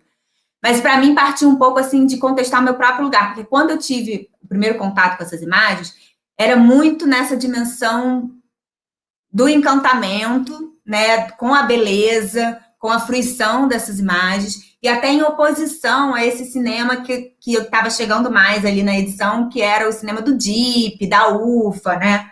E aí eu ficava um pouco assim, então a verdade está nessas imagens amadoras, né? A autenticidade está nessas imagens amadoras, como se elas fossem mais autênticas do que um filme institucional, um filme industrial, um filme de propaganda política. E aí, no meu processo de pesquisa, eu comecei a questionar esse olhar, e eu vi também que esse era um olhar que não era só meu, esse era um olhar que, na verdade, atravessa a relação com as imagens de família. Mas que autenticidade é essa, né? As imagens familiares, elas são produzidas por um ponto de vista, né? Um ponto de vista específico também. Elas são carregadas de ideologia, de conceitos, elas são um recorte, elas são escolhas, tanto quanto um cinema industrial, né? Um cinema comercial. Então, era um pouco me tirar do meu lugar de conforto, de não me deixar levar só por esse encantamento e desconfiar também das imagens amadoras, né? Esse é um pouco o meu gesto, assim, e acho que ao desconfiar vem essa pergunta sobre a historicidade, sobre quem está filmando, o que está filmando. Na casa das famílias que eu trabalhei, quem filmava eram famílias ricas, são os homens da família, né? Eu não trabalhei com nenhum material filmado por mulheres, ou pelo menos que seja identificado como filmado por mulher, e que vão retratar um universo absolutamente de uma elite, enfim, fora, né, fora dos nossos parâmetros, assim, normais, né? Então, eu tinha essa questão, né? Esse olhar dessas imagens, ele está atravessado por essas questões, né? Por quem está filmando, por um homem branco da elite agroindustrial brasileira, né, que vai filmar o Brasil e a Europa, porque nas imagens que eu analisei tem muito Europa, é engraçado, são imagens brasileiras que tem muito Europa, porque eles vão filmar suas viagens de férias, né, a partir desse olhar. Então, é um pouco sempre de desnaturalizar, não quer dizer que as imagens não sejam bonitas, que a gente não tenha prazer, que não tenha encantamento, né, que elas não despertem esse lado, mas que a gente pode desconfiar um pouco delas, assim. E a questão dos arquivos, eu acho que é ressaltar que, apesar de todas as dificuldades, a Cinemateca Brasileira fez, né, e faz um trabalho absolutamente incrível de resgate, de preservação dessas imagens, né. Eu, quando dou aula, eu sempre exibo uma reportagem, não sei se a Laila tem essa reportagem, que foi exibida no Fantástico, na época que a Cinemateca criou o censo cinematográfico, que a gente tem o Carlos Alberto Souza mostrando a Cinemateca ali no início dos anos 2000, tudo que tinha sido feito, os depósitos reformados, tão lindo, emocionante, ainda mais a gente pensando hoje, né? E que foi justamente a reportagem que desencadeou várias doações. Então, algumas famílias que eu estudei doaram seus filmes porque assistiram essa reportagem do Fantástico, que terminava dizendo, agora só falta você doar seus filmes amadores, né? Então, assim, apesar de todas as dificuldades, há um trabalho de prospecção, há um cuidado com os filmes familiares, há um entendimento de que eles são documentos da história, que são patrimônio, que devem ser preservados e compartilhados. Acho que é isso. Não, exatamente, é importante a gente ressaltar. Eu tive na mostra, a partir do que você falou, Thaís, só trazer à tona um aspecto, isso dos materiais irem chegando e a gente tentar lançar esse olhar mais cuidadoso também, porque tem imagens impressionantes, né? Um dos primeiros que chegaram foi do Memória Celulose, que é um projeto espanhol, né? E tem essa família Lopes, que é totalmente apaixonante. A gente segue a família Lopes, né, na praia, é uma família muito grande, né, que se filma com muita naturalidade, e não eram pessoas abastadas, né? Elas vinham de um bairro operário, e, né, o patriarca da família teve acesso à câmera por, né, trabalhava com fotografia. Tem muito dessas histórias, né, que não exatamente por conta de questões de classe, né, a pessoa não teve acesso para comprar o material, mas ela tinha acesso por outras vias, né? Ele trabalhava com fotografia, começou a ter acesso, e é muito interessante, são imagens muito ricas de uma Espanha ali nos anos 60 que a gente dificilmente vê, né, em outros materiais. Como também tem o filme do Peru, que é a Amazônia Peruana, que era um engenheiro da Bosch, que também por isso ele teve acesso à câmera, filmou ali o desenvolvimento de uma cidade, Pucallpa, que é ali na Amazônia Peruana durante 2 anos. E é um documento muito impressionante, é um recorte que eu trouxe para a mostra, mas esse olhar, né, de entre a fruição estética que existe, obviamente, os filmes do Mário, né? Os filmes do Mário, eu acho muito doido. Você falando da questão de classe, a gente claramente vê que a família do Mário são, né, uma família de intelectuais, né? O pai do Mário era um diplomata, o Paulo Carneiro, mas é muito curioso ver como eles lidam, né, com todos os empregados, né? Isso a filha dele falou na entrevista, né? Como era a relação. Claro, uma família que tinha posses e tinha empregados, isso era muito comum, obviamente, na década de 50 e 60, mas como a relação é diferente. A gente nota ali uma diferença na relação. As pessoas estão muito à vontade, de fato, né? E a Beatriz, filha dele, que eu entrevistei para contextualizar os filmes, fala isso, né? Que os pais sempre tiveram esse olhar mais liberal, enfim, de esquerda, na relação com os empregados, mas tinham empregados, obviamente. Então, essas doideiras brasileiras, né, que a gente sabe como funciona, mas é curioso como o filme registra isso, esse bem-estar coletivo, né? Não tem um constrangimento. Outros filmes a gente vê, né? Quando chega nas cuidadoras, nas babás, tem um certo constrangimento, porque elas não estão escolhendo, né, como é que querem ser registradas. Veio uma pergunta aqui para a Laila, eu vou falar para você, ó, quando você falou da recuperação de filmes pela Cinemateca com o Capitólio, você falou de um desejo de filme de gênero. E eu acho que isso tem uma ligação com o imaginário gaúcho, as histórias orais locais. Até no Revelando os Brasis a gente viu isso, a pergunta da Virgínia. Acho que de alguma forma, se a gente for pensar no cinema gaúcho, talvez tenha esse ensejo, né, de narratividade, né? Não sei dizer, porque aí, né, as histórias... essa coleção do Fotos Núcleo Gaúcho é muito interessante, porque também eles têm tem muitos filmes de animação que são... Tem alguns filmes de animação que são sobre as lendas, né, locais, enfim. Os gaúchos, assim como os pernambucanos, levam a bandeira do estado para o estádio de futebol, né? Quer dizer, tem de fato, essa identificação, mas eu não saberia dizer mais profundamente, né, como que esse desejo de filme de gênero especificamente se daria ali no Rio Grande do Sul, mas essa coleção que eu citei, de fato, é de lá, mas me chamou a atenção, né, essa tópica, né, a cartomante, o beijo, como é que é? O beijo salvador, né? Que é assim... O beijo, só uma coisa, o beijo Salvador foi eu que dei o título, é atribuído. Sim, mas foi bom. Não sei, com o beijo Salvador, não sei, porque essas histórias são muito difíceis de entender também, né? A verdade é essa, né? Não dá para entender muito, né? Eu perguntei para a Beatriz, ela falou, não, tá tudo bem. Porque, assim, aí é essa coisa também de ir para uma dimensão de cultura visual, né? Quer dizer, bom, a Thaís há pouco tempo editou, né, uma edição dos estudos históricos sobre isso, né? Enfim, eu imagino essas pessoas indo ao cinema nos anos 50, e o que elas assistiam nos anos 50, né? Quer dizer, assim como a gente vê, né, o Sganzerla produzindo documentário, né, e ele vai mostrar todos os posters do Godard, e como isso também vai permear, né, a forma como você se veste, né, quer dizer, é uma espécie de caldo, né. Claro que talvez teria que ter talvez um estudo mais consequente para fazer uma relação tão direta, mas eu imagino que tenha um pouco disso, né, essa relação com os filmes que se via na época, né? Eu acho que o Rio Grande do Sul tem um pendor esse narrativo mesmo, né? Eu acho que faz sentido, assim. Não sei. Mas eu estava só para complementar, né, um pouco dessa dimensão, porque o filme, eu acho que ele tem essa traição com a gente, né? Que ao mesmo tempo a gente fala, não, a gente tem que desconfiar, mas aí você vê o Freud se mexendo, né? Você cai para trás, né?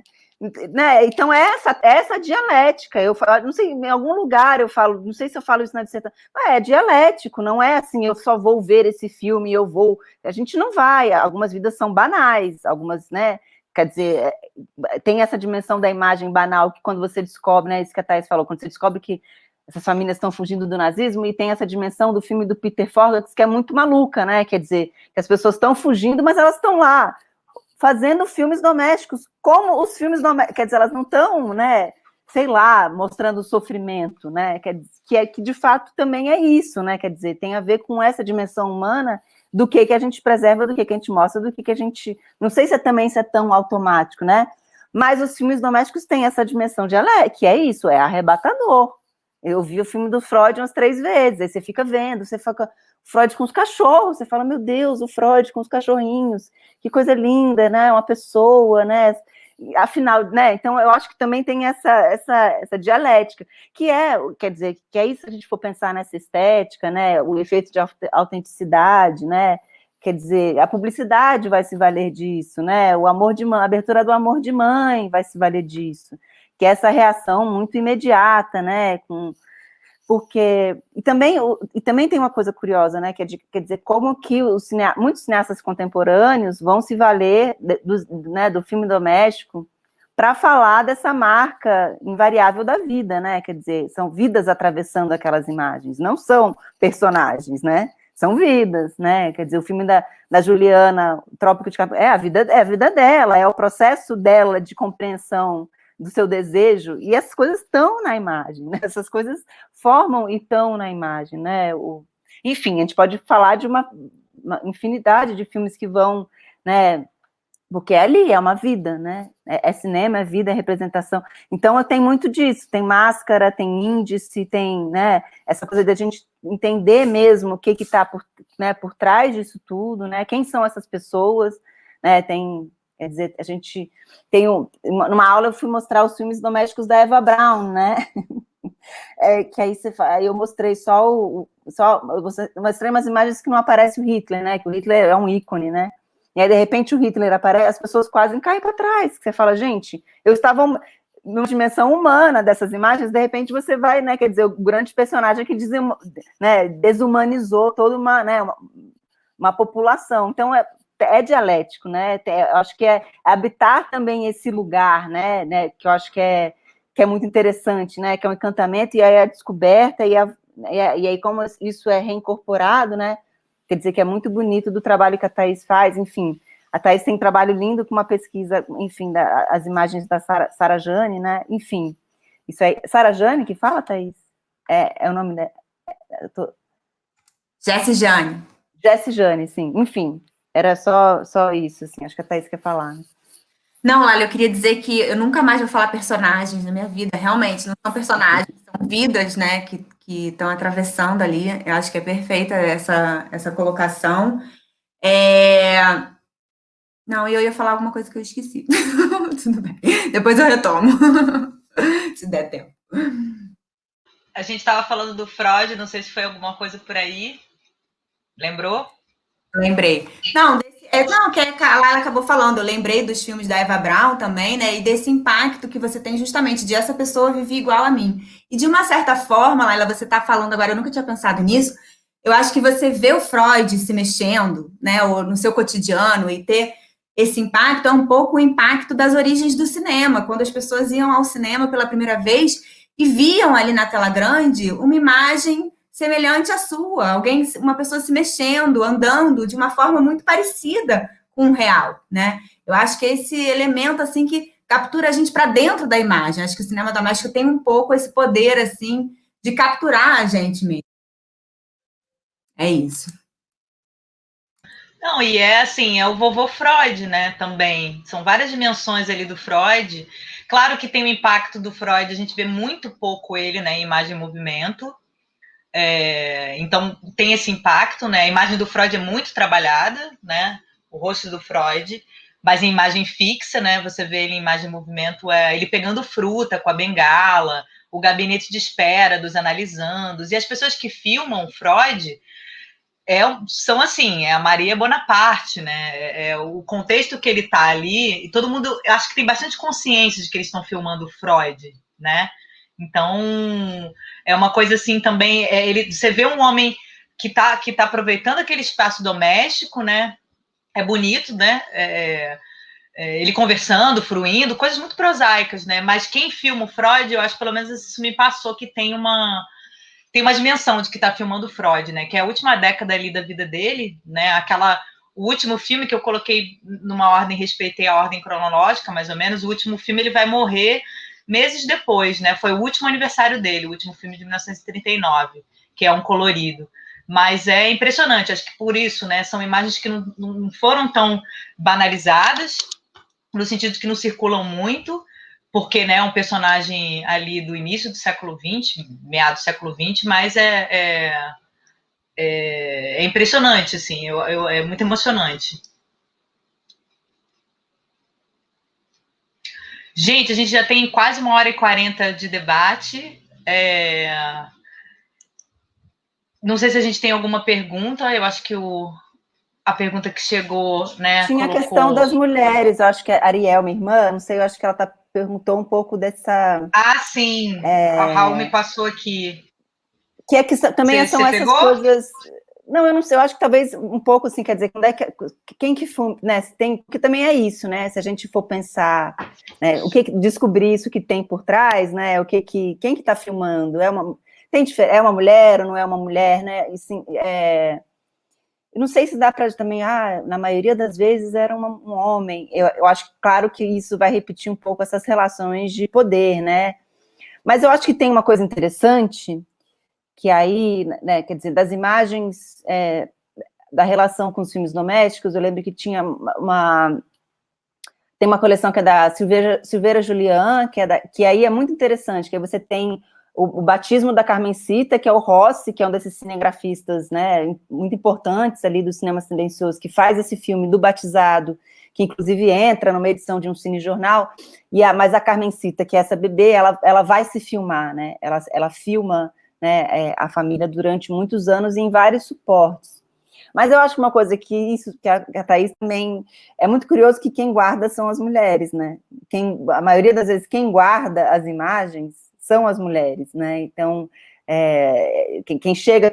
né, a Nelita depositou... os casos que eu vi, a maioria das vezes, eram as mulheres que guardavam ou que levavam os filmes para os arquivos, né? Enfim, mas eu acho que tem... Agora eu estou tentando puxar na minha cabeça, assim, ó, alguma coleção que tivesse essa coisa marcante, né, de ser uma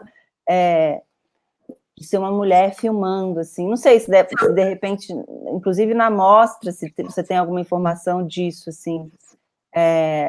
Mas eu acho que né, pensar em quem filmava, eu acho que é interessante pensar nesse...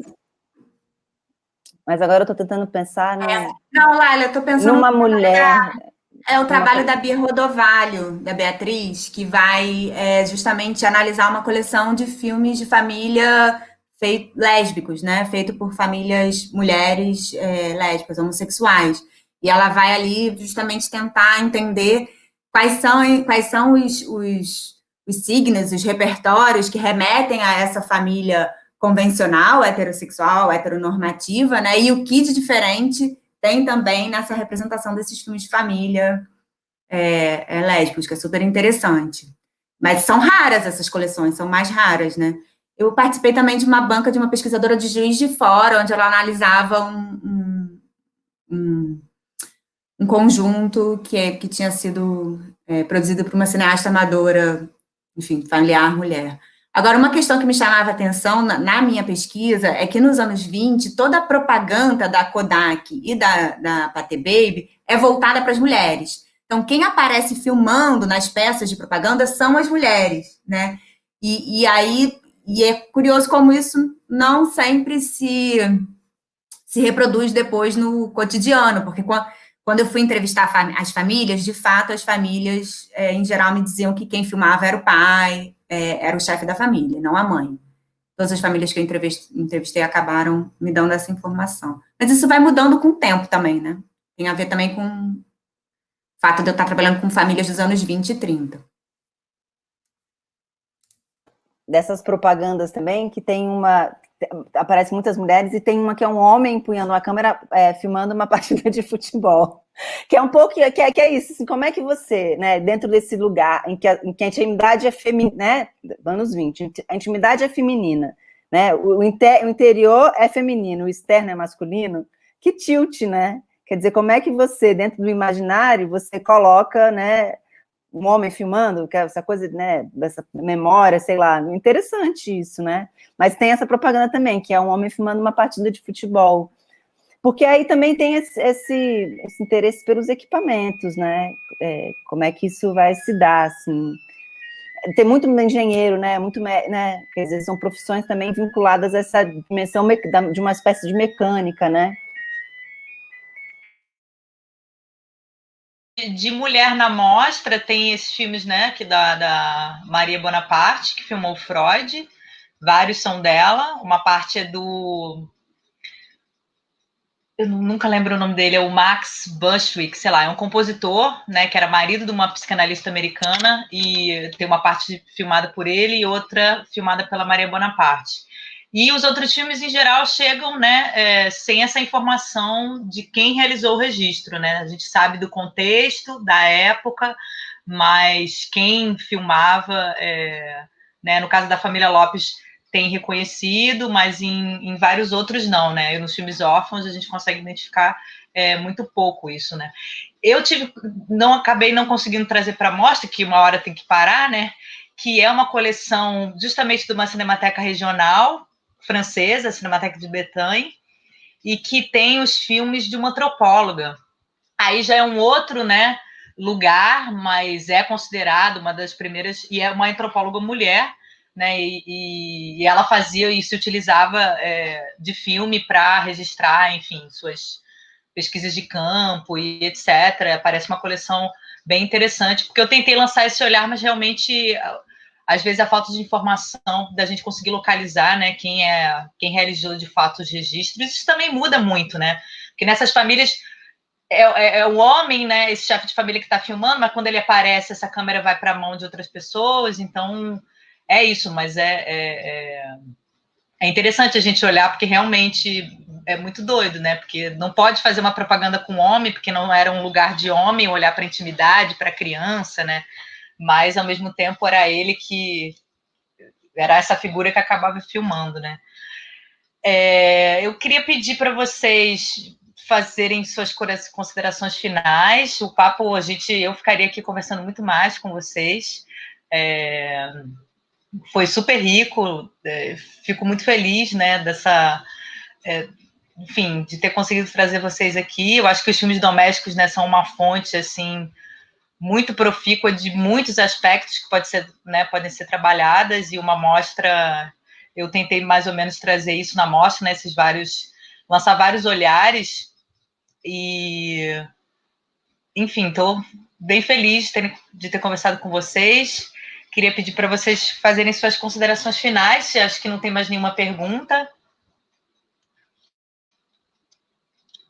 Não, eu só lembrei que dentro, por exemplo, do cinema experimental norte-americano, né, a Mary Menken é uma figura, né, que é muito importante, assim, quer dizer, junto com a Maya Deren, mas ela também, ela foi muito inspiradora para o Mekas e para o Brackett, né, aí pensando também nas genealogias, né, a gente faz mas tem esse processo de recuperar a Mary Menken como uma espécie de, né, figura precursora, assim, desse cinema, como a Thaís chamou a atenção, né, para esse cinema experimental norte-americano, mas que se dá muito calcado nesse lugar do amador, né, e enfim, acho que é isso, gente, assiste os filmes, é muito legal, muito maravilhoso, eu acho que comprem um livro da Thaís. Thaís, faz um jabá aí do teu livro, vai.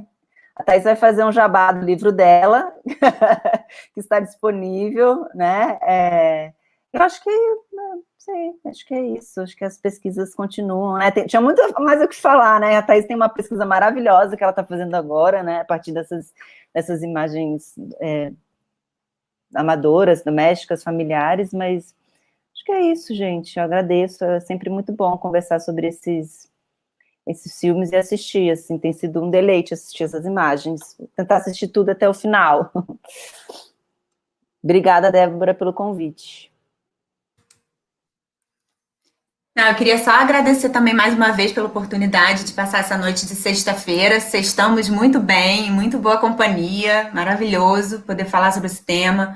Dar parabéns para a mostra, dizer para todo mundo assistir. Eu hoje fiquei mergulhada na curadoria da Laila, e esse olhar da Laila, que é sempre muito maravilhoso para o humor, para a coisa da ironia. Os filmes da curadoria dela estão maravilhosos. E vou fazer um jabá da Laila, na verdade, porque ela publicou um artigo na revista Estudos Históricos, que é fruto da pesquisa dela de pós-doutorado. Está disponível, acesso online, só botar revista Estudos Históricos, dossiê Cultura Visual. E dia 8 de abril ela vai estar falando num evento sobre o artigo dela. Meu livro já está aí, Cinema Doméstico, só procurar quem tiver interesse. E muito bom poder compartilhar com vocês esse assunto que tem movimentado, né, as nossas agendas nos últimos anos. Obrigada, Débora, mais uma vez. Obrigada, Laila. Obrigada, Thaís. Lembrar todo mundo que os filmes ficam disponíveis até domingo, dia 28 de março. Passe um final de semana, né, com esses registros. Obrigada quem assistiu aqui o debate com a gente. O debate vai ficar disponível para quem não conseguiu acompanhar ao vivo. Eu agradeço muito vocês pela participação e acompanhem a mostra. Os filmes estão disponíveis na Display. E é isso, muito obrigada. E as informações sobre os filmes, tem um texto de apresentação de cada programa no site da mostra, filmesdomésticos.com.br. E é isso, muito obrigada. Boa noite para todo mundo. Muito obrigada. Tchau.